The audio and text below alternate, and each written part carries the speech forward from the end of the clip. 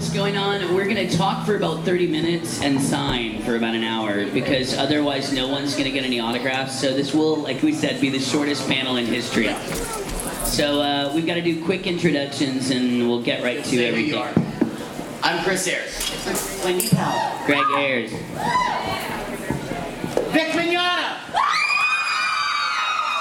This isn't on, sorry. Samantha Inoue Harte. One more.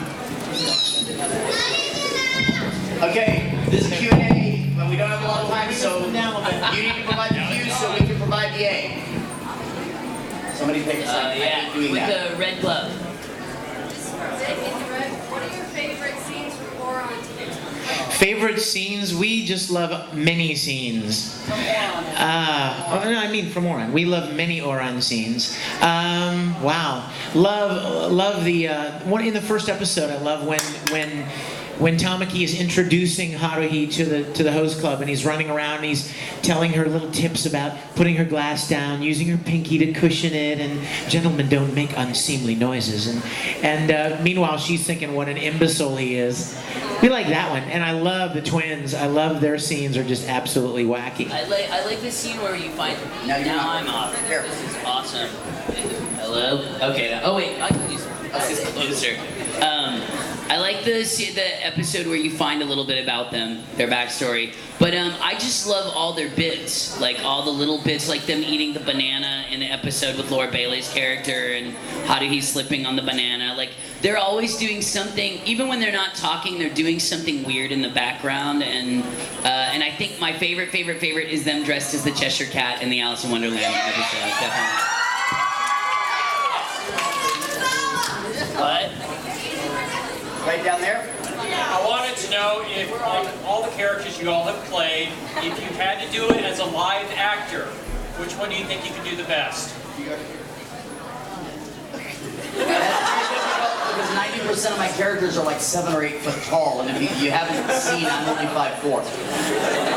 Oh, I don't mind. I would say Koyuki from Beck. Yeah. Like I'm trying to think of who I could play in real life, but he's just a regular kid, so I could do that, I think. And he's into music, and I think I got that I would covered. want to do Elena from Claymore. Everybody knows my personality. I'm kind of like motherkin to everybody, you know. Like, do that. So that would be easy for me.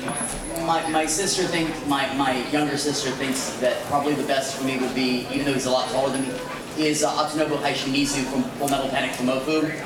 Because I do tend to sit on the beach, fully dressed with a book, and my sister's like, oh my god, that is you! I'd probably be Pippin from Magical Play. Yeah.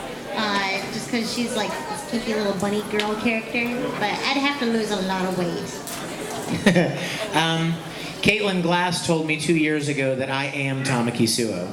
I don't know if that's true or not, and I really don't know whether, I was just gonna say, I really don't know whether that was a compliment or an insult, but maybe I could probably, in live action, maybe Kurtz Weber from Full Metal Panic. Maybe, yeah. Or Dark Mousy. Good question. Never gotten that. Hey, you know what, you guys, what's the name of this panel again? State of the industry. State of the industry in Texas. Do we want to take any time addressing that? Yeah, actually, Or not?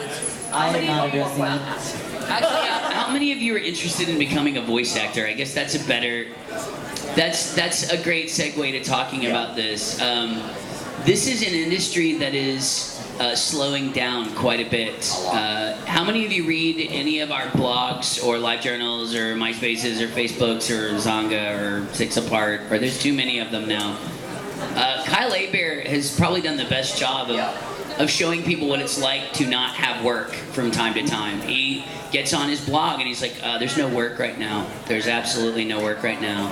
So if y'all have any questions about that, this would definitely be the panel to talk about that. And I don't know, it just keeps moving. I don't know. F you, Wendy. No, I'm kidding. You're not even near the thing, so I don't know how you can do it. She's telekinetic. But if y'all have any questions to ask us about that, because I think a lot of people think that we have a 9-to-5 job and we have a steady paycheck, and those things are not true. So if you want to ask us about working as an actor in this industry in such desperate times, feel free to, because that's kind of what this was supposed to be about. As Greg is often quoted as saying, because I quote it very often, we work in the anime industry, which means we make less than the lady who says welcome to Walmart, and she gets benefits. Somebody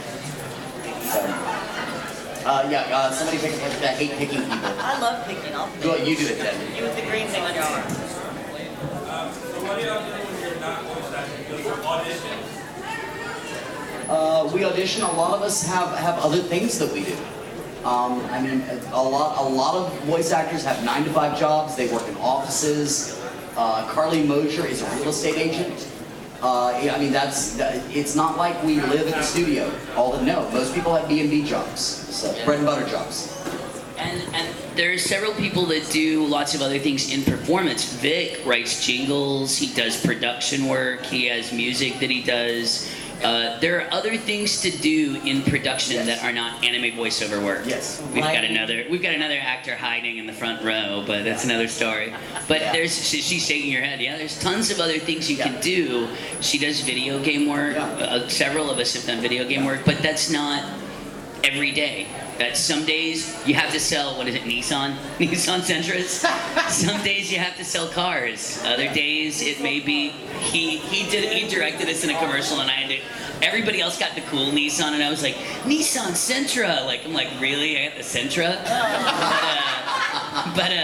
But some days you sell shoes, some days you pitch products, and that's okay because it's a paycheck and it lets you do cool jobs too. We've got a dear friend right now that's on the Subway commercial, bouncing around with some blue eyeshadow on, Stephanie Young. She's that girl's running like 80 times a day selling a Subway. Go girl. Yeah. So, Laura Bailey and Mike McFarlane were on a Taco John commercial forever. They had the Taco John commercial with a little monkey riding a dog. That was Laura Bailey and Mike McFarlane. Yeah. okay, you with the Naruto fan in the back. Did I say that right? Golly, I'm learning. I can't hear you. What about Dragon Ball? What about Broly, my friend? Well, it was a lot of fun. I mean, who wouldn't want to be a part of Dragon Ball Z, right? But I mean, I gained all new respect for the guys that the Chris Sabatts and the Sean Schemmels and the guys that did 250 or 300 episodes of screaming and yelling and powering up and going Super Saiyan over and over. Yeah, it was rough on the voice. It was a lot of fun to be a part of it, but it was quite hard on the voice, as you can imagine. Yes, sir.